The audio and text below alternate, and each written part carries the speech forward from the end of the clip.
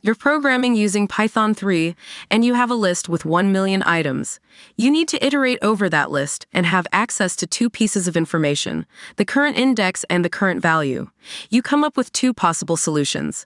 In the first one, you use the enumerate function, which will create index value pairs that you can use inside the loop.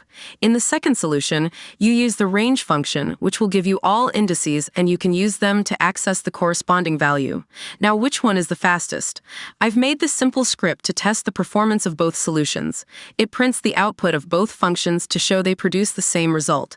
Then it runs each function 1,000 times, prints the total time used to run the 1,000 iterations and the average time the function spends.